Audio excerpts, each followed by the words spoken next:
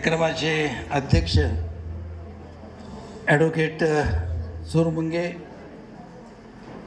इथं उपस्थित असलेले या कॉलेजचे प्राचार्य डॉक्टर डोंगरे, ॲडव्होकेट आप्पासाहेब दिघे, प्राध्यापक बाळासाहेब दिघे, श्रीयुत रमेश शेठ पन्हाळे, श्रीयुत सुभाषजी वैद्य, बापूसाहेब दिघे, कुलकर्णी काका, सुभाषराव अंत्रे, या कॉलेजच्या उपप्राचार्य डॉक्टर सिंगर मॅडम, या कॉलेजचे इतर प्राध्यापक, सर्व विद्यार्थी बंधू भगिनींनो, माझ्यावर खरं म्हणजे अन्याय झाला आहे. विचारवंत म्हणून माझा इथं उल्लेख केला. जो सोपी गोष्ट अवघड करून सांगतो त्याला विचारवंत म्हणतात. एका विचारवंताचा किस्सा नेहमी सांगत असतो. एका माणसाने घोडं विकत घेतलं आणि त्या घोड्यावर त्याचं खूप प्रेम होतं. तो रात्रभर जागा राहायचा, माझं घोडं कोणीतरी चोरून नेईल म्हणून. ते घोडं दष्टपुष्ट होत चाललं, हा वाळत चालला. लोक म्हणले, अरे तू त्या घोड्याबरोबर काय सती जातो काय? मग असं कर म्हणले, तुझ्या घरा शेजारी की विचारवंत राहतो, रात्रभर जागाच राहतो म्हणले, तो त्याच्यावरती जबाबदारी सोपव ना.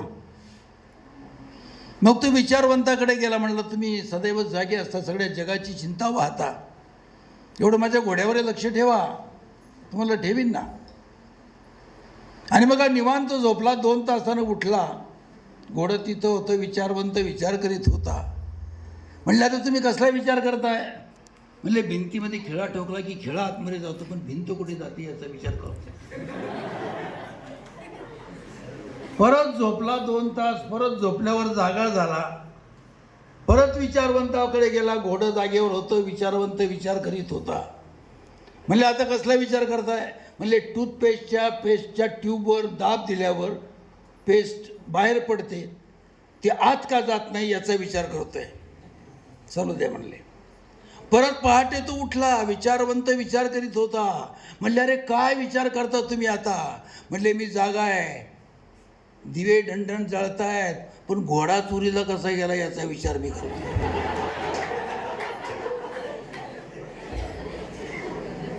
आज आपण सर्वजण शिवजयंतीच्या निमित्ताने या ठिकाणी एकत्रित आलात. या पालखीमध्ये ग्रंथ जो टाकला होता, ग्रंथ जो त्या ठिकाणी ठेवला होता, माझ्या मित्राचा ग्रंथ आहे, गजानन मेहेंदळे म्हणून. शिवचरित्राचं वेड काय असावं, या माणसानं लग्न नाही केलं, आयुष्यभर एकच ध्यास घेतला की शिवाजी महाराजांच्या चरित्राचं परिशीलन करायचं. त्याच्यासाठी हा मनुष्य पोर्तुगीज शिकला, फारसी शिकला, मोडी शिकला, अरबी शिकला, सर्व प्रकारच्या भाषा. कारण त्यावेळेचं बरंचसं वाङ्मय जे होतं ते वाङ्मय त्या भाषांमध्ये होतं. एकदा माझी शनिवारवाड्यावर सभा असताना आमच्या कार्यकर्त्यांचा आग्रह असा की मी सभेला उभं राहताना धोतर घातलं पाहिजे. मी पॅन्टमध्ये आलो होतो. मला म्हणले, धोतर म्हटलं, तर कुठं जागा बदलायचं कुठं? हे मेहेंदळे म्हणले, चला आमच्या मठीमध्ये. त्या ठिकाणी गेल्यावर मला काय चित्र दिसलं, घोंगडी तिथं अंथरलेली, सगळी सिगरेटची तोटका आणि सगळी शिवचरित्राचे ग्रंथ इथं स्वतः पडलेले. हे वेळ आहे. विसूभाऊ नावाचे एक राजवाडे होते, विसूभाऊ राजवाडे. बायको वारल्यानंतर अत्यंत तरुणपणामध्ये बायको वारली. यांनी विचार केला, माझे सगळे बंध आता तुटलेले आहेत, मी आता फक्त शिवचरित्राचा अभ्यास करेन. अनवाणी पायानं हा जिथं जिथं कुठं कागद मिळेल त्या त्या ठिकाणी जायचा आणि तो कागद तिथून मिळवायचा प्रयत्न करायचा. आणि त्यांचं एक वाक्य आहे, नो डॉक्युमेंट नो हिस्ट्री. कुठल्या तऱ्हेचा पुरावा नसेल तर तो इतिहास नाही. डॉक्टर बालकृष्ण नावाचा मुलतानचा राहणारा मनुष्य, मुलतान आता पाकिस्तानमध्ये आहे, शिवाजी विद्यापीठामध्ये इतिहासाचे प्राध्यापक म्हणून ते आले. आणि या माणसाने छत्रपती शिवाजी महाराजांचं गुणगान सगळ्या ठिकाणी ऐकलं. हा मनुष्य वेडा झाला. शिवाजी महाराजांच्या वरती मी इंग्रजीमध्ये लिहीन, 5 5 खंड त्यानं शिवाजी महाराजांच्या वरती लिहिले. आणि दुसरं वैशिष्ट्य असं की त्या खंडातला शेवटच्या खंडातलं शेवटचं पान लिहिलं आणि या माणसाचा मृत्यू आला. त्र्यंबक शंकर शेजवलकर नावाचे एक इतिहासतज्ञ, दुर्दैवानं ते लवकर गेले. शिवचरित्राचा नुसता आराखडा जो त्यांनी लिहिला आहे तो आराखडा 640 पानांचा आहे. आणि त्याची जी प्रस्तावना आहे ती प्रस्तावना 98 पानांची प्रस्तावना आहे. विजयराव देशमुख नावाचे नागपूरचे ग्रस्त आहेत. हे रिझर्व्ह बँकेमध्ये तृतीय श्रेणीचे कर्मचारी होते. 74 साली शिवाजी महाराजांचा राज्याभिषेक झाला. त्या निमित्तानं त्रिशाल संवत्सरिक उत्सव साजरा झाला. शिवाजी महाराजांच्या मूर्तीसमोर उभे राहिले आणि का कुणास ठाऊक या माणसाला प्रेरणा झाली की शिवचरित्र लिहिलं पाहिजे. यांचे 2 खंड जे आहेत शककर्ते शिवराय म्हणून, ते 2 खंड महाराष्ट्रभर प्रत्येक घराघरामध्ये ते आहेत. पांडुरंग बलकवडे नावाचे पुण्यातले माझे एक मित्र आहेत. हा सेंट्रल डिफेन्स अकॅडमीमध्ये शिपाई आहे. इतिहासाचं वेळ याने घेतलं आणि इतिहासाचं वेळ घेऊन कुठलाही संदर्भ मला आढळला की मी पांडुरंगजींना फोन करतो. पांडुरंगजी त्या संबंधामध्ये माझं त्या ठिकाणी जी काही शंका असेल त्या शंकेचं निरसन करतात. श्रीमंत बाबासाहेब पुरंदरे नावाचा ग्रस्त, अलीकडे आमच्याकडे काही पुरोगामी मंडळी आहेत, बाबासाहेब पुरंदरेंचा प्रचंड दुस्वास करतात. अगदी खालपासून शेवटपर्यंत अनेक विद्वान आहेत. काही झुरळछाप इतिहासकार महाराष्ट्रात आहेत. हे झुरळछाप इतिहासकार बाबासाहेब पुरंदरेंचा दुस्वास करतात. अरे या माणसानं सायकलवर फिरून पुरावे गोळा केलेत अनेक. शिवाजी महाराजांचं पहिलं चरित्र सामान्य माणसापर्यंत कुणी आणलं असेल तर ती फक्त 2 माणसं याला जबाबदार आहेत. या महाराष्ट्रातले तमासगीर आणि बाबासाहेब पुरंदरे. या महाराष्ट्रामध्ये जे तमाशे व्हायचे त्या तमाशांच्या मध्ये पूर्वी ऐतिहासिक वग लागायचे आणि त्या ऐतिहासिक वगांच्या मध्ये या ठिकाणी शिवचरित्र त्या ठिकाणी सांगितलं जायचं. त्यातनं त्या सर्वसामान्य माणसाला पहिल्यांदा शिवचरित्र समजलं. आणि बाबासाहेब पुरंदरेंनी जेव्हा शिवचरित्र लिहायला सुरुवात केली, एक खंड त्याचा बाहेर पडला आणि संपूर्ण महाराष्ट्रामध्ये त्या ठिकाणी शिवचरित्र जे आहे ते शिवचरित्र लोकांना कळलं. तोपर्यंत आम्हाला 2च गोष्टी माहीत होत्या. कल्याणच्या सुभेदाराची सून आणि यशवंती घोरपड, जातीस का नाही ग बरं कर तुकडे खाऊ भाकर. या 2ही गोष्टी झूट आहेत. कल्याणच्या सुभेदाराची सून नावाचं प्रकरण कुठंही नव्हतं. कल्याणच्या सुभेदाराच्या खजिन्याची लूट केली ही वस्तुस्थिती आहे. पण ती सून कोण होती? आबाजी सोंदेवानं ती सून आणली आणि महाराजांच्या समोर उभी केली. अशा तऱ्हेचा कुठला इतिहास, असा कुठलाही इतिहास नाही. किंवा तानाजीनं त्या ठिकाणी यशवंती नावाची घोरपड तिच्या पाठीशी दोर बांधला आणि मग त्या दोराला धरून ते चढले आणि पहिल्यांदा जेव्हा ती बाहेर आली तेव्हा तानाजी म्हणले की जातीस का नाही गं बरं कर तुकडे खाऊ भाकर, आणि मग ती घोरपड परत वरती गेली. असं घडलेलं नाही. आपण नीट लक्षात घ्या. त्याचप्रमाणे तो जो एक सांगितला जातो शिवाजी महाराजांच्या बरोबर, थोडंसं वय वाढल्यामुळं काही गोष्टी मी विसरतो अलीकडे. मदारी मेहतर, असा मदारी मेहतर नावाचा माणूस कधीच नव्हता. इथं अगदी अलीकडच्या काळामध्ये 1900 सालामध्ये कुठल्या तरी कोणाच्या तरी पेपरातून ते निघालं आणि तो मदारी मेहतर जन्माला आला. नीट आपण समजून घ्या. आणि म्हणून शिवचरित्र समजून घेताना आम्हाला सगळ्यात महत्त्वाची गोष्ट समजून घेतली पाहिजे की शिवाजी महाराज कोणाच्या संस्कारातून जन्माला आले. शिवाजी महाराजांचे गुरु दादोजी कोंडदेव होते, समर्थ रामदास होते की तुकाराम होते, याच्याशी जाणार नाही मी खोलात. शिवाजी महाराजांचा पहिला गुरु होता त्यांची आई जिजाबाई, ही त्यांचा गुरु होता. या आईनं आपल्या मुलाला रामायण शिकवलं, महाभारत शिकवलं. आणि रामायण शिकवताना सांगितलं, महाभारत शिकवताना सांगितलं, बेटा तुला राम व्हायचं आहे. बेटा तुला श्रीकृष्ण व्हायचं आहे. ज्याप्रमाणे प्रभू रामानं त्या ठिकाणी रावणाचा वध केला, भगवान श्रीकृष्णानं आपला मामा असणारा कंस लोकांना त्रास देतोय आणि म्हणून त्याचा त्या ठिकाणी वध केला. तुलाही तेच करायचं आहे. हा सामान्य माणूस जो आहे, या सामान्य माणसाला छत्रपती शिवाजी महाराजांनं दिल्लीकडे पाहायला शिकवलं. शिवाजी महाराजांनी इथल्या सामान्य माणसाला सांगितलं, अरे दिल्लीचं तख्त तुझं आहे. या दिल्लीच्या तख्तावर जो बसलाय तो चोर आहे, दरोडेखोर आहे. तो औरंगजेब तुमचा नाही, तो शाहिस्ता खान तुमचा नाही, तो त्या ठिकाणी असणारा अफजल खान तो तुमचा नाही. तुम्ही त्या ठिकाणी स्वतः त्या दिल्लीच्या तख्ताचे मालक आहात. इथल्या माणसाला पहिल्यांदा दिल्लीच्या तख्ताकडे पाहायला शिकवलं. शिवाजी महाराजांनी फार कमी समजून घेतला. 1674 साली शिवाजी महाराजांचा राज्याभिषेक झाला. राज्याभिषेकाचा खर्च 1,93,00,000 होन इतका खर्च होता त्यावेळेचा. 1 होन म्हणजे त्यावेळेचे 2.5 रुपये. 32 मन सोन्याचं सिंहासन. पण त्या राज्याभिषेकाच्या पूर्वी 2 वर्ष अगोदर कुठलं वर्तमानपत्र नाही, टीव्ही नाही, मोबाईल नाही, काय नाही. लंडन टाइम्स नावाच्या वर्तमानपत्राच्या पहिल्या पानावर छत्रपती शिवाजी महाराजांचं चरित्र छापून आलेलं होतं. लंडन टाइम्सच्या पहिल्या पानावर छत्रपती शिवाजी महाराजांचं चरित्र छापून आलं होतं. हे आम्हाला कधी माहीतच नाही, आम्हाला कोणी सांगितलंच नाही.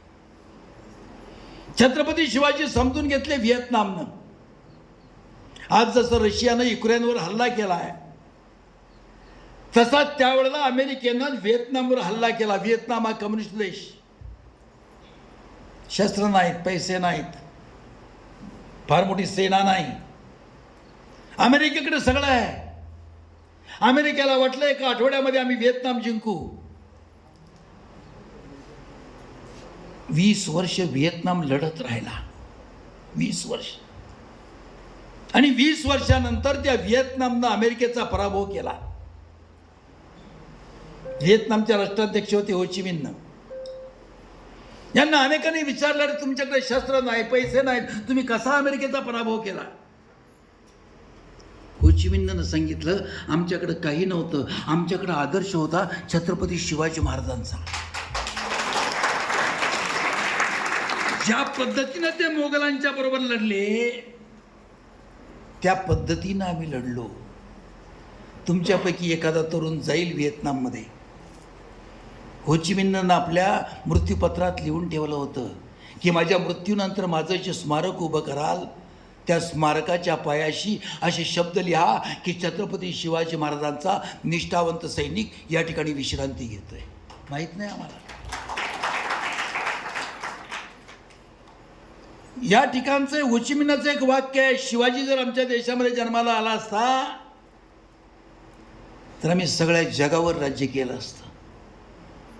नेताजी सुभाषचंद्र बोस जेव्हा हिटलरला भेटायला गेले, माझ्या देशाच्या स्वातंत्र्यासाठी मला मदत करा, हिटलरला देखील छत्रपती शिवाजी महाराज माहीत होते. हिटलर म्हणला, अरे ज्या देशामध्ये छत्रपती शिवाजी जन्माला आला तिथल्या माणसानं माझ्याकडे मदत मागायचं काय कारण आहे? छत्रपती शिवाजी तुम्हाला सगळं देऊ शकतो, हे हिटलर देखील म्हणलेला होता. आम्ही छत्रपती शिवाजी महाराज की जय म्हणतो फक्त. हे मगाशी मी उल्लेख केला, आमचे गजाभाऊ मेंदळे यांनी एक पुस्तक लिहिले, शिवाजी जन्माला आले नसते तर. त्याच्यामध्ये त्यानं यशवंतराव चव्हाणांचं एक फार सुरेख वाक्य सांगितलं आहे. 1961 साली मुंबईमध्ये शिवाजी महाराजांच्या पुतळ्याचं अनावरण झालं. यशवंतराव चव्हाणांचे तोंडचे शब्द आहेत. यशवंतराव चव्हाण म्हणले, छत्रपती शिवाजी महाराज जर जन्माला आले नसते तर पाकिस्तानची सीमारेषा तुमच्या आमच्या उंबऱ्यापर्यंत आली असती. हे शिवाजी महाराजांचं मोठं कर्तृत्व आहे, हे आपण नीट समजावून घ्या. अलीकडे शिवाजी महाराजांच्या वरती नको त्या गोष्टी सांगितल्या जातात. शिवाजी महाराज सर्व धर्म स्वामीभावी होते, सेक्युलर होते. सेक्युलर वगैरे काही नाही. शिवाजी महाराजांनी मशिदींना मदत केली वगैरे झूट. अफजल खानाचं एक पत्र आहे, अफजल खानाचं एक पत्र आहे. अफजल खान म्हणतो भीमपुरी, म्हणजे आज ज्याला भिवंडी म्हणतात ते भीमपुरी, त्या भीमपुरीमध्ये शिवाजीने अनेक मशिदी पाडल्यात आणि त्याची गोडाऊन केली. हे अफजल खानाचं पत्र आहे. अफजल खान काही RSSचा नव्हता, भारतीय जनता पार्टीचा नव्हता. दक्षिण दिग्विजयाला शिवाजी महाराज गेले. तिकडून येताना तिरुवनंतपुरम नावाचं गाव आहे, तिथली शंकराची 2 देवळं पाडून त्याच्या मशिदी केल्या होत्या. शिवाजी महाराजांनी त्या मशिदी पाडल्या, तिथे ती 2 देवळं बांधली, त्यांची गोपुरं बांधली, त्यांच्या पूजेची व्यवस्था केली. हे आपण समजून घ्या. गोव्यामधल्या ख्रिश्चन पाद्र्यांनी एक आदेश काढला की ज्याला गोव्यात राहायचंय त्याने ख्रिश्चन व्हावं, नाहीतर गोवा सोडून जावं. एका दिवसामध्ये 7,000 पैकी 4,000 गावडे ख्रिश्चन झाले. शिवाजी महाराजांना जेव्हा कळलं असा आदेश निघालाय, त्यांनी ज्यांनी आदेश काढला होता त्या 4 पाद्र्यांचे मुंडके कापले आणि त्या व्हाईसरायकडे पाठवले आणि त्यानंतर तो आदेश मागे घेण्यात आलेला आहे. पण समजावून घ्या, अलीकडच्या काळामध्ये आपण प्रत्येक गोष्ट सेक्युलर सेक्युलर सेक्युलर, खरं म्हणजे nobody is secular, everybody is fakular. Nobody is secular. रामाचं मंदिर बांधलं, काही लोकांना मोठ्या वेदना झाल्या, काही लोकांना आगवण लागली. हो, ज्यानं शिवाजी महाराज आणि संभाजी महाराजांची भूमिका केली तो तुमचा कोण खासदार आहे? म्हटलं पहिल्या पायरीवर गेल्यावर मला या देशातली बेकारी आठवली, दुसऱ्या पायरीवर गेल्यावर हे आठवलं, तिसऱ्या पायरीवर गेल्यावर हे आठवलं. अरे तुला पहिल्या पायरीवर गेल्यावर या देशातली मंदिरं फुटली त्याने आठवलं, या देशातल्या महिलांच्या वरती बलात्कार झाले हे नाही आठवलं तुला? दुर्दैव आमच्या देशाचं. खरं म्हणजे आमच्याकडे संस्कृती जरा वेगळ्या. मला नेहमी सांगत असतो, आमचे कीर्तनकार सांगतात, कीर्तनकार आहे तिथं माफ करा, की कोणीतरी एक साधू होता म्हणले, तो साधू नदीमध्ये अर्घ्य द्यायला गेला आणि मग त्याच्या हातामध्ये विंचू आला. त्यानं त्या विंचवाला वाचवण्यासाठी त्याला हातात घेतलं, तो विंचू चावला, त्या परत खाली पडला, परत चावला, परत खाली पडला, परंतु त्या विंचवाला त्यानं कडेपर्यंत आणलं आणि विंचवाला जीवदान दिलं. अरे आम्ही आतापर्यंत विंचवांना जीवदान देत गेलो आणि आमच्या देशाचं वाटोळं झालं. 1000 वर्ष मोगल या देशावर कुणाच्या ताकदीवर आले? तुमच्या आमच्या ताकदीवर आले. किती मोगल आले? फक्त 35,000. 35,000 मोगलांनी या देशातल्या त्यावेळेच्या 10-15 कोटी लोकांच्या छातीवर थयथय नाचले. महिलांचे बाजार भरायचे.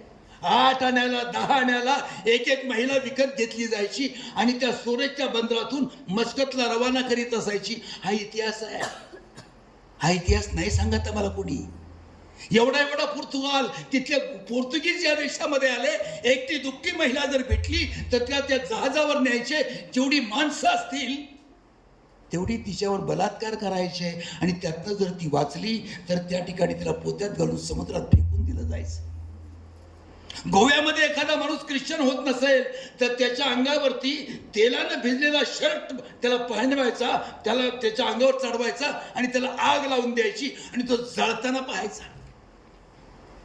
एखाद्या गावामध्ये ब्रिज जात असायचे, एखादी महिला जर दिसली तर तिच्या स्तनाला चिमटे लावायचे आणि ती स्त्री दत्तभांबा झाली की त्या ठिकाणी हसत बसायचे. हे सगळं आमच्या डोळ्यांना मी पाहत होतो. 1857चं स्वातंत्र्य युद्ध आठवा. ब्रिटिशांची सेना होती 2,63,000. त्यापैकी फक्त 18,000 ब्रिटिश होते. 2,45,000 आमचीच माणसं होती. आमच्याच माणसाने आमच्यावरती गोळीबार केला. आमच्याच माणसाने आम्हाला त्या ठिकाणी जुलमी अवस्थेमध्ये त्या ठिकाणी पाठवलं. हे शिवाजी महाराजांनी सगळा विचार त्यावेळेला फार पूर्वी केलेला होता. अरे दररोज कुठेतरी दंगली होत आहेत आणि दररोज दंगली झाल्यानंतर या ठिकाणची कर्तृत्ववान माणसं मारली जातात आणि त्या ठिकाणच्या त्याच्या महिलांची, त्याच्या मुलांचं लिलाव होतो. बाळाजी आवजी हा सिद्धीकडे होता. एकदा बाळाजी आवजी आणि त्याचा भाऊ हे 2 जण जेजुरीला गेले. तेवढ्यामध्ये तो सिद्धी आजारी पडला. दरबारामध्ये काही लोकांनी सांगितलं, आजारी पडल्यावर डॉक्टर कुठला काही चालेना. म्हणले महाराज, सिद्धीला सांगितलं तुमची जी तब्येत बिघडली याचं कारण तो बामाने म्हणले. तो तिकडे खंडोबाला गेलाय आणि खंडोबाला जाऊन त्यानं नवस केलाय तुमची तब्येत सुधरू नये म्हणून. राजे सगळे शहाणेच असतात ना, येडेच असतात अनेक. राजकारणात ते येड्यांचं प्रमाण त्या अलीकडे खूप आहे, खूप आहे. तो बाळाजी अवजी तिकडून आल्यानंतर अवजी हरिचित्रे अवजी त्याचे वडील अवजी हरिचित्रे तिकडून आल्यानंतर त्या सिद्धीनं त्याला बोलवलं, त्याच्या भावाला बोलवलं आणि सांगितलं यांना साखळ दंडात बांधा आणि साखळ दंडामध्ये बांधून यांना पोत्यात घाला आणि समुद्रामध्ये बुडवून टाका. त्या बाळाजी अवजीची आई गुलबाई, त्याचा भाऊ चिमणाजी आणि आणखी एक भाऊ, या सगळ्यांना म्हणले याला पाठवून द्या मस्कतला आणि गुलाम म्हणून यांची विक्री करा. तो दलाल जो होता त्याने जहाजावर घेतलंय, त्यांना जहाजावर घेतल्यानं ती बाई विचार करते आता आम्हाला कुठं नेणार, माझी मुलं, या मुलांचं काय होणार, माझं काय होणार. एवढ्यामध्ये त्या ठिकाणी वादळ आलं आणि ते जहाज त्या राजापूरच्या बंदराला लागलं. त्या बाईनं त्या दळाला विनंती केली, बाबा रे तुम्हाला विकायचंच आहे तर इथं विक मला. आणि मग त्यानं ते ऐकलं, त्याने सांगितलं तुमची नावं कुठं सांगू नका. आणि मग त्यांना त्या ठिकाणी उभं केलं, त्यांचा लिलाव चाललाय. हा लिलाव चालला असताना तिथून विसाजी तुंगारे नावाचा मनुष्य गेला, तो त्या बाईचा भाऊ होता. भावानं आपली बहीण विकत घेतली, भावानं आपले भाचे विकत घेतले, म्हणून बाळाजी अवजी चिटणीस आपल्याला मिळाला. हे आपण नीट समजावून घ्या. माणसांचे लिलाव होत असायचे. छत्रपती शिवाजी महाराजांनी या सगळ्या गोष्टींचा विचार केला. जिजाऊनं सांगितलं बेटा तुला या ठिकाणी सगळं बदलायचं आहे आणि हे बदलायचं असेल तर या ठिकाणी तुला या ठिकाणी लढावं लागेल, धोक्यामध्ये जगावं. आई होणं फार अवघड नाही हो, शिवबाची आई होणं फार अवघड आहे. सामान्य आईला एकदाच बाळंतपणाच्या वेदना असतात, शिवाजीच्या आईला क्षणोक्षणी बाळंतपणाच्या वेदना होत्या. माझा मुलगा शाहिस्तेखानावर चालून गेलाय, 75,000ची फौज आहे, फक्त 350 माणसं घेऊन गेलाय. येईल का माझा मुलगा परत? शाहिस्तेखानाची बोटं तोडलीत, त्याचा मुलगा अब्दुल फतेह ठार झालाय, त्याची एक बेगम त्या बायकांमध्ये तो लपला म्हणून तो वाचला. तो नंतर तो आसाममध्ये गेल्यावर तिथला जो लाचित बडफुकन होता, लाचित बडफुकन हा आसामचा शिवाजी, तो लाचित बडफुकन म्हणला ए शिवाजी निश्चित की ज्याचा हात कापला तो तूच का. ही त्याची प्रसिद्धी तिथे गेली होती. आपण समजून घ्या हे सगळं, या कशा पद्धतीने शिवाजी महाराज जगले. तो अफजल खान त्याच्यावर चालून आलाय शिवाजी महाराजांवर. अफजल खान अत्यंत अहमन्य होता. फारसी भाषेमध्ये त्याचा एक शेर आहे, घर रुवारचे कोणात सिपाही राहिला, फजल फजला फजल अफजल, मुल्की बजाय तसबी आवाज आयत अफजल अफजल.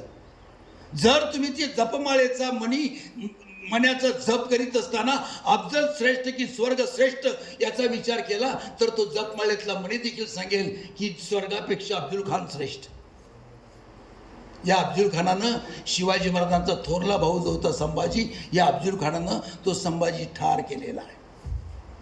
शहाजीराजांना जेलमध्ये टाकून साखळदंडामध्ये बांधून त्या विजापूरच्या मक्का दरवाजातून शहाजीराजांना यानंच मिरवलेला आहे. शिवाजी महाराजांवरती चालून येत असताना जर याच्यामध्ये आपला मृत्यू झाला तर आपल्या बायका दुसऱ्या माणसाबरोबर लग्न करतील म्हणून 63 बायका कापून टाकल्यात त्यानं. विजापूर जवळ अफजलपूर नावाचं गाव आहे. या अफजलपूर नावाच्या गावामध्ये याच्या 63 बायका ज्या आहेत त्या 63 बायकांचं थडगं त्या ठिकाणी आहे, हे आपण लक्षात घ्या. आमच्याकडं आली माझं पूर्वी काय व्हायचं, मी कुठे गेलो की माझ्या भाषणापूर्वी पोलीस हजर असायचे. रावेर नावाचं गाव आहे महाराष्ट्र सीमेवर. माझं भाषण तिथं होतं.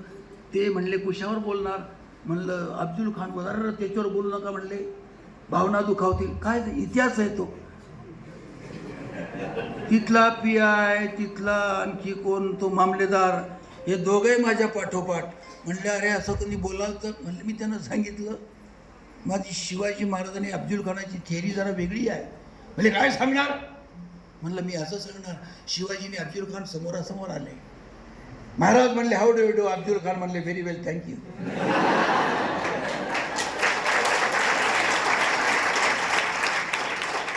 आणि मग शिवाजी महाराजांनी अफजल खानाला गुदगुल्या केल्या, अफजल खानानं शिवाजी महाराजांना गुदगुल्या केल्या.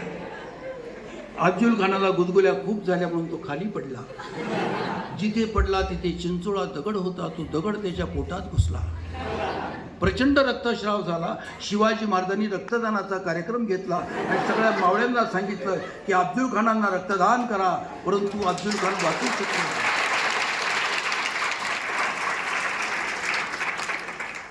आणि मग अफजल खानांच्या मृत्यूनंतर शिवाजी महाराजांनी त्या ठिकाणी शोकसभा घेतली आणि त्या शोकसभेत सांगितलं की अफजल खानांच्या जाण्यामुळं राजकारणामध्ये जी पोकळी निर्माण झाली ती कधीच भाऊ येणार नाही. आणि इतिहास असा सांगायचा का?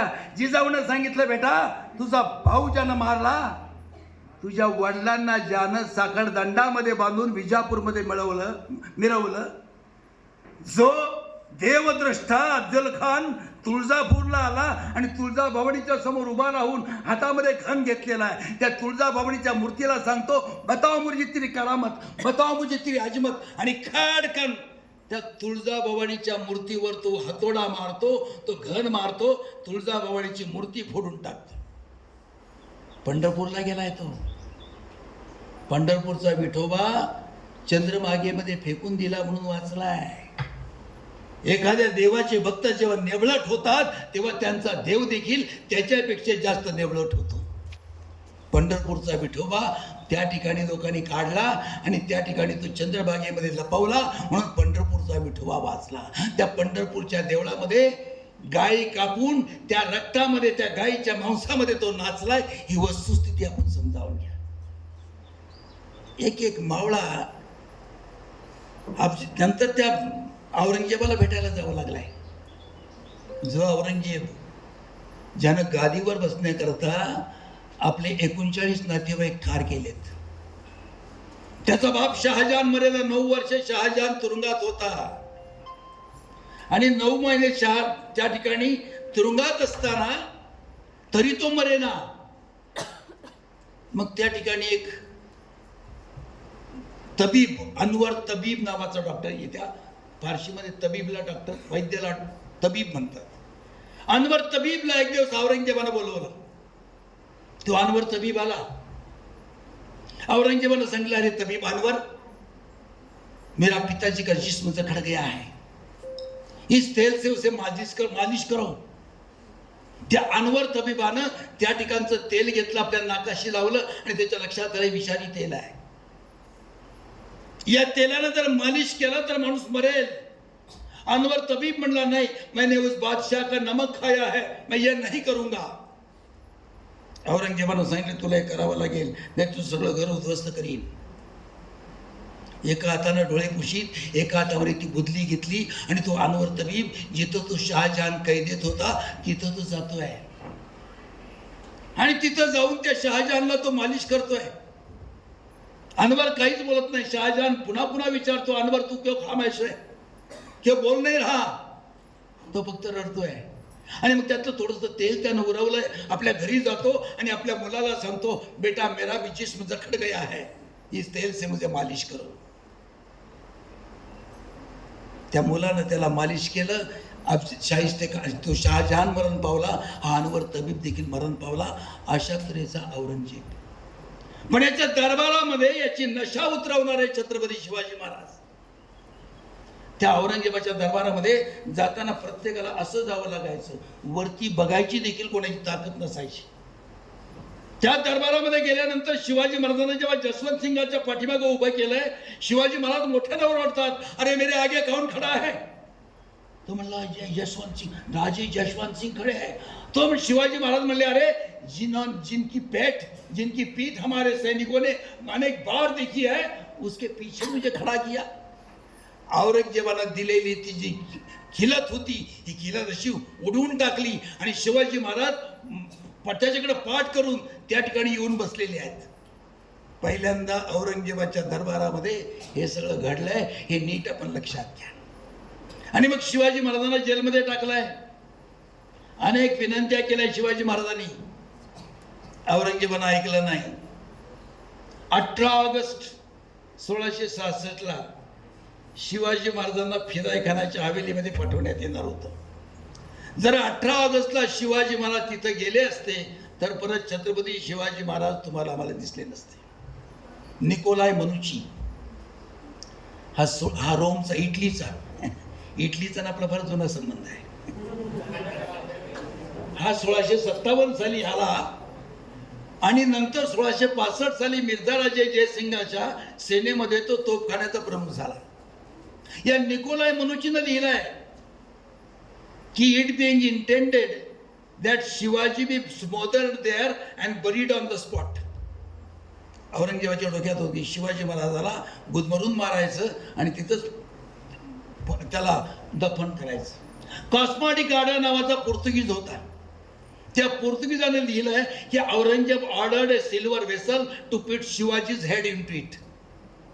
छत्रपती शिवाजी महाराजांचं कापलेलं मुंडकं टाकण्याकरता एक चांदीचं भांड त्यानं तयार केलं. इतकी तयारी औरंगजेबाने केलेली होती. 18 ऑगस्ट शिवाजी महाराज 17 ऑगस्टला तिथून निघालेले आहेत.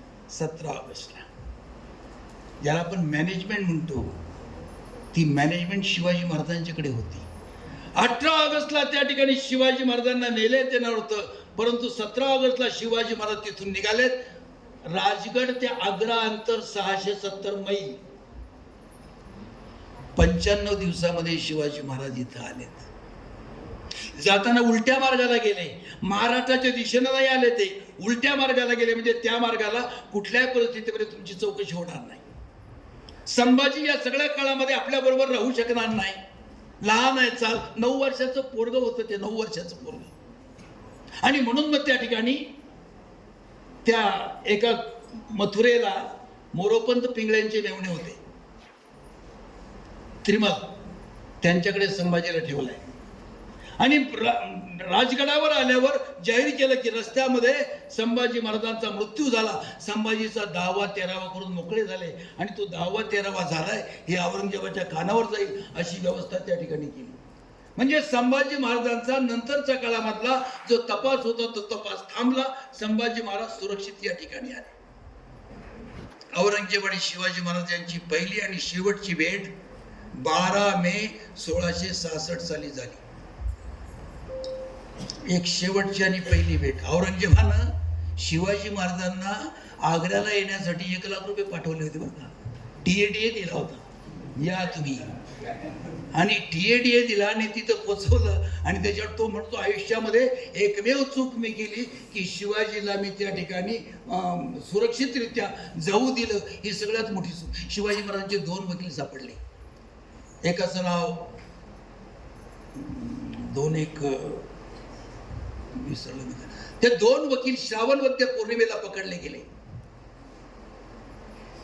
आज जसे मोदींनी कतारमध्ये 7 लोकांना देहदंडाची शिक्षा झालेली असताना त्यांना सोडून आणलं, त्याप्रमाणे शिवाजी महाराजांनी या 2 माणसांना, 2 वकील जे होते कोरडे, रघुनाथ पंत कोरडे आणि दुसरे एक आणखी एक होते, त्या दोघांना देखील त्या ठिकाणी शिवाजी महाराजांनी परत आणलं. यांना प्रचंड हाल केले, त्यांचे उलटे टांगलेत, मिरच्याची धुरी दिलेली आहे. आणि अशा अवस्थेमध्ये बोल कहा गया शिवाजी, ते म्हणले आम्हाला माहीत नाही, आम्हाला माहीत नाही. अनेक दिवस यातना सहन केल्या त्यांनी आणि नंतर सोडले. औरंगजेब अत्यंत घाणेरडा मनुष्य. पोशी नावाचा एक प्रकार होता. एखाद्याला मारायचं म्हणजे ती अफू असते, ती अफूची बी बारीक करायची आणि ती बारीक केलेली बी त्या ठिकाणी पाण्यामध्ये मिसळायची आणि एक रात्रभर ती भिजत ठेवायची. आणि ज्याला मारायचं त्याला पहाटेच्या वेळात जायचं आणि त्याला ते प्यायला द्यायचं, नाहीतर त्याला खायला द्यायचं नाही. आणि त्या ठिकाणी ते दिल्यावर 2 तासामध्ये त्याचं एक अवयव निकामी होतो आणि माणूस मरतो. छत्रपती शिवाजी महाराजांना मारताना कशा तऱ्हेनं मारलंय. तापलेल्या लाल सळया संभाजी महाराजांच्या डोळ्यामध्ये घातल्यात. अरे साधी टाचणी आम्हाला टोचली तर वेदना होतात. आणि एक दिवस संभाजी महाराजांचा एक अवयव तोडलेला आहे. 39 दिवस संभाजी महाराजांच्यावरती अशा तऱ्हेचे अत्याचार त्याने केलेत. डोळे फोडलेला संभाजी जेव्हा त्या औरंगजेबाच्या समोर उभा राहतो, औरंगजेब 2 पायऱ्या खाली उतरून येतो. कवी कलश तिथे आहे. या कवी कलशाला वाईट वाटतं की आमच्या राजाला सलामी देण्याकरता औरंगजेब 2 पायऱ्या खाली उतरून आला आहे. पण आमच्या राजाचे डोळे फोडलेत, आमच्या राजाला नाही काही दिसत. आणि म्हणून आपल्या राजाला कळावं म्हणून तो एक काव्य रचतोय ब्रजभाषेमध्ये. तो म्हणतो यावन रावण की सभा संभू बंधू बजरंग लव लसत सिंदूर सम खूप खेळवर रंग रवी छवी लकत ही खद्योत होत बदरंग हे राजन तव तव तेज निहार के तखत तेजो अवरंग. अर्थ असा आहे की रावणाच्या दरबारामध्ये देखील फार पूर्वी असाच एक वीर पुरुष उभा होता, हनुमान. त्या हनुमानाचं सगळं शरीर शेंद्रानं भरलेलं होतं. राजा, तुझं सगळं शरीर रक्तानं भरलेलं आहे. रवी छवी लकत ही खद्योत होत बदरंग.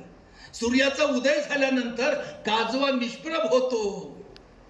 राजा, तुझं तप आणि तेज पाहिल्यानंतर हा औरंगजेब देखील निष्प्रभ झालाय आणि तुला या ठिकाणी खडी ताजीम देण्यासाठी, सलामी देण्यासाठी हा 2 पायऱ्या खाली उतरून आलाय. औरंगजेबानं त्या ठिकाणी त्या कवी कलशाची जीभ छाटलेली आहे. संभाजी महाराजांच्या मृत्यूनंतर येसूबाई आणि शाहू यांना औरंगजेबानं जवळजवळ 30 वर्ष आपल्या शाहूनी बरोबर नेलाय. एक दिवस औरंगजेबाच्या मनामध्ये आलं की या शाहूला मुसलमान करायचं. येसूबाईचे शब्द आहेत की माझ्या मनाला इंगळ नसलेत. माझा शाहू जर मुसलमान झाला, उद्या महाराष्ट्रामध्ये जाऊन मी काय सांगू की शिवाजी महाराजांचा नातू मुसलमान झाला. औरंगजेबाची एक मुलगी होती जितुन्निसा, ती औरंगजेबाचं ऐकायची. औरंगजेबाच्या अनेक मुलींनी आत्महत्या देखील केल्यात. ती जिगुन्निसा नावाची कवयित्री होती, तिने आत्महत्या देखील केली आपल्या बापाच्या सगळ्या वागणुकीमुळे. त्याने सांगितलं, बाई तुझ्या वडिलांना काहीतरी समजून सांग. जितुन्निसानं तिच्या वडिलांना समजून सांगितलं आणि म्हणून या ठिकाणी शाहू महाराजांचा तो मुस्लिमीकरण धर्मांतर थांबलं. पण 15 दिवसानंतर त्याचं डोकं पुन्हा उठलं. म्हणलं शाहू जर मुसलमान होत नसेल तर त्याच्याबरोबरची 2 मुलं आहेत, या 2 मुलांनी मुसलमान झालं पाहिजे. हे 2 मुलं म्हणजे प्रताप, आमच्या हिंदवी स्वराज्याचे सेनापती होते प्रतापराव गुजर, यांची 2 मुलं होती. एका मुलाचं नाव जगजीवनराम, एकाचं नाव होतं खंडेराव. आपल्या राजाचं धर्मांतरण थांबवण्यासाठी या 2 मुलांना मुसलमान व्हावं लागलं. एकाचं नाव ठेवलं अब्दुल रहीम आणि एकाचं नाव ठेवलं अब्दुल रहमान. शाहू महाराज सुटून आले. आम्हाला परत या लोकांना हिंदू करून घ्यावं असं वाटलं नाही. आम्ही विसरलो शिवाजी महाराजांना. नेताजी पालकर जेव्हा शिवाजी महाराज आग्र्याहून सुटले, औरंगजेबाचा प्रचंड तडफडाट झाला. तो इराणचा शाह म्हणला, अरे तुम्ही कसले आलमगीर, तुम्ही तर पिदरगीर. शाह अब्बास, पिदरगीर म्हणजे बापाला जेलमध्ये टाकणारा. तुम कहा के आलमगीर, तुम तो पिदरगीर. औरंगजेब इतका चिडला. त्यावेळेला हा नेताजी पालकर यांच्याबरोबर त्या मोगलांच्या बरोबरच होता, धारूरला होता. मिर्झाजी जयसिंगाबरोबर तो धारूरला होता. औरंगजेबाने त्याला तिथून धरून आणलाय आणि धरून आणल्यानंतर प्रचंड मारहाण केली, त्याला प्रचंड मारहाण केली. आणि शेवटी त्याला सांगितलं एकच मार्ग आहे, तू जर मुसलमान होशील तर तुला मी जीवदान देऊ शकतो. नाईलाजानं तो मुसलमान झाला. त्याच्या 3 बायका महाराष्ट्रात होत्या.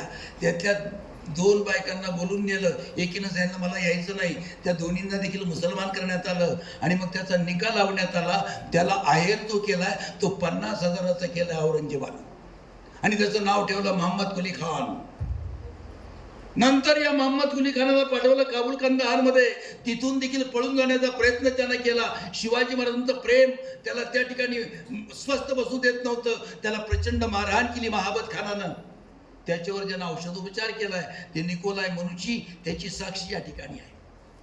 नंतर 10 वर्ष झाल्यावर औरंगजेब म्हणला की आता बाटलाय, 10 वर्षामध्ये परत त्याला मूळ धर्माची आठवण देखील होणार नाही.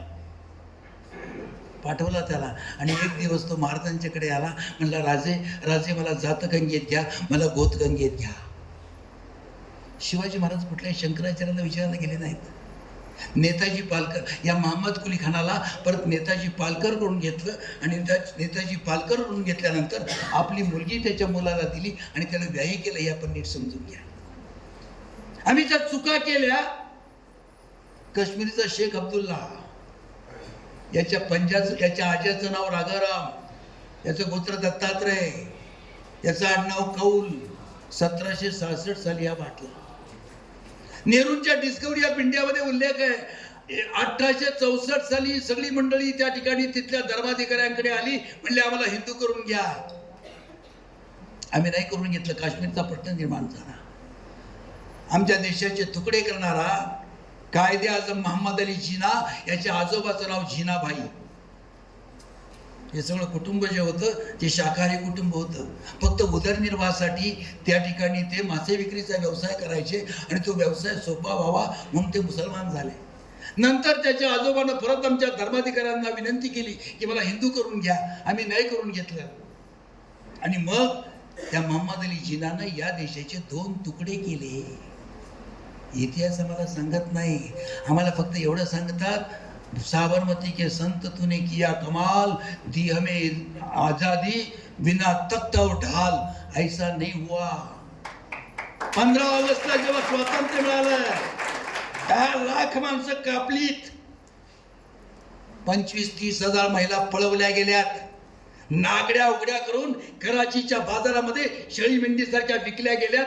हा इतिहास तुम्हाला कोणी सांगत नाही. कारण तो जर सांगायचा असेल तर मग आम्ही अडचणीत येऊ. शिवाजी महाराजांकडून आम्ही काय घेतलं? आम्ही फक्त शिवाजी महाराजांचे पुतळे उभारले, शिवाजी महाराजांची जयंती साजरी केली, परंतु शिवाजी महाराजांचा इतिहास देशभक्तीचा आम्ही नाही लक्षात घेतला. अरे छोटी छोटी माणसं होती. तो भीमा लोहार नावाचं लोहाराचं पोरग, त्याला एका डुकरानं त्याला जखमी केलं.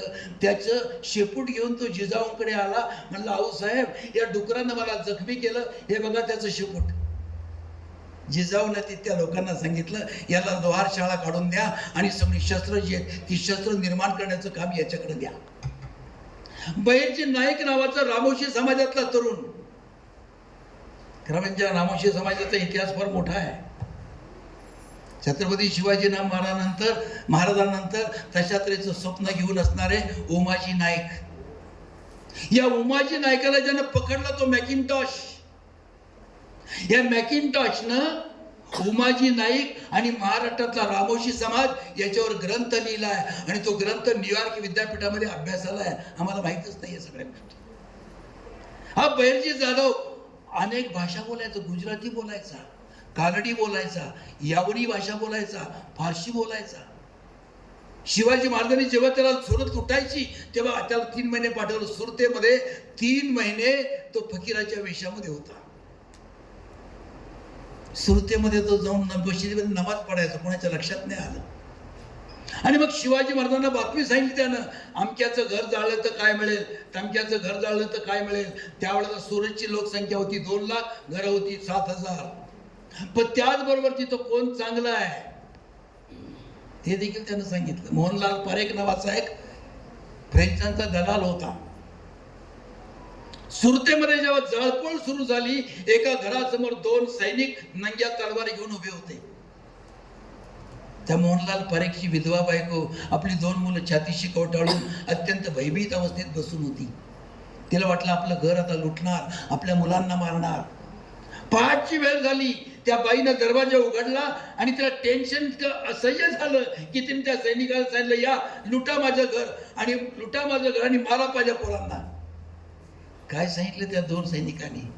म्हणले, बाई, तुला लुटायला नाही पाठवलं आम्हाला. या सगळ्या गडबडीमध्ये तुझे पती फार चांगले होते, गोरगरिबांना मदत करीत होते, हे आमच्या राजाला माहीत आहे. आणि म्हणून आमच्या राजानं या ठिकाणी तुझ्या घराची संरक्षण करण्याकरता आम्हाला या ठिकाणी पाठवलं आहे. इतक्या छोट्या छोट्या गोष्टी. असाच एक बहिर्जी नाईक आज देखील आमच्यामध्ये आहे. आज अजित डोवाल, आज जे मोदींचे जे सल्लागार आहेत अजित डोवाल, हा मनुष्य 7 वर्ष पाकिस्तानमध्ये होता. 7 वर्ष त्याला कोणी ओळखू शकलं नाही, हा कोणी वेगळा आहे म्हणून. आणि मग पाकिस्तानचे सगळे लफडे जे आहेत ते सगळे आज पाकिस्तानचे भिकारी झाले. या भिकारी होण्याची जी कारण आहेत त्यातलं ते कारण त्यानं तो शोध लावला, त्याने जे संशोधन केलं त्यातनं हा पाकिस्तान भिकारी झाला, हे आपण लक्षात घ्या. दुर्दैवानं आमच्या देशातल्या काही येड्यांना समजत नाही, अजूनही पाकिस्तान जिंदाबाद म्हणतात. जे मरायच्या लायकीचं झालंय त्याचा अजून जिंदाबाद करतोय आमच्या देशामध्ये 75 वर्षानंतर. महाराज आग्र्याला गेले. जाताना महाराजांना माहीत होतं की इथून पळावं लागणार आहे. जाताना कालू कुंभार नावाचा नवरा बायको आपल्या बरोबर नेली आणि कालू कुमाराला सांगितलं तुझा हवा पेटता राहू दे, इथून पळावं लागणार आहे, दिशेचं ज्ञान व्हावं. याच्यासाठी शिवाजी महाराजांनी त्या कालू कुमाराला तिथं आवा उभा करून दिलाय. आणि संभाजी जो येतो त्या ह्याच्यातून पेटाऱ्यातून नाही गेला, संभाजी तिथं बसलेला होता, तिथून संभाजीला घेतलं आणि शिवाजी महाराज आलेले आहेत. 1 लाख मोलाचा माणूस त्या ठिकाणी होता. त्या ठिकाणी असताना कोंडाची फरदान पन्हाळा घ्यायचा आहे, फक्त 60 माणसं घेऊन गेला, 60 माणसं घेऊन गेला आणि या कोंडाची फरदाननं त्या ठिकाणी तो पन्हाळा जिंकला आहे. शिवाजी महाराजांच्या आयुष्यातले फक्त 2 शल्य होती. एक, संभाजी महाराज दिलेर खानाला मिळाले हे शिवाजी महाराज कधीच विसरले नाहीत. आमच्याकडचे काही झुरळछाप इतिहासकार सांगतात की संभाजी महाराज तिकडे गेले त्याचं उदात्तीकरण करतात. संभाजी महाराज शूरच होते, परंतु तरी देखील संभाजी महाराज दिलेर खानाला मिळाले हे चूक आहे, ही वस्तुस्थिती इतिहास सांगतो. आणि दुसरं, जंजिरा किल्ला शिवाजी महाराज कधीच घेऊ शकले नाहीत. हा जंजिरा किल्ला कोळ्यांचा किल्ला, राम कोळी नावाचा एक कोळी होता. या ठिकाणच्या नगरच्या निजामशाहीचा मलिक महम्मद त्यानं तो जिंकण्याचा अनेक वेळेला प्रयत्न केला, परंतु तो कधी जिंकू शकला नाही.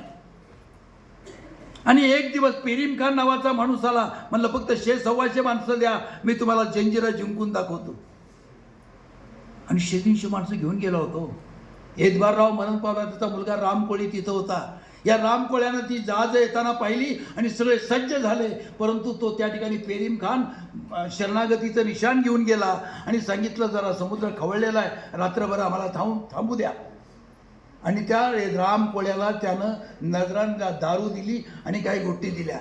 राम कोळ्यानं सांगितलं तुमचे सैनिक बाहेरच ठेवा, फक्त मौल्यवान माल घेऊन या. आणि तो 5 पेट्या तो आतमध्ये घेऊन आला. रात्रीच्या वेळेला दारू पाजली आणि त्या 5 पेट्यांमधून 117 माणसं बाहेर पडली आणि त्यांनी या राम कोळ्याच्या जवळची सगळी माणसं कापली आणि तो किल्ला ताब्यात घेतला. 1490 सालची घटना आहे. तो नंतर स्वराज्यात आला, तो भारत स्वतंत्र झाल्यानंतर. बराच वेळ बोललोय का मी? ठीक आहे. काय होतं, शिवचरित्रावर बोलताना नेमकं कुठं थांबवते कळत नाही, पण कुठंतरी थांबलं पाहिजे. तुमच्या सहनशीलतेचा फार अंत मी पाहत नाही. आपण शांतपणाने ऐकून घेतलं त्याबद्दल मला सर्वांचे आभार मानतो. जय श्रीराम.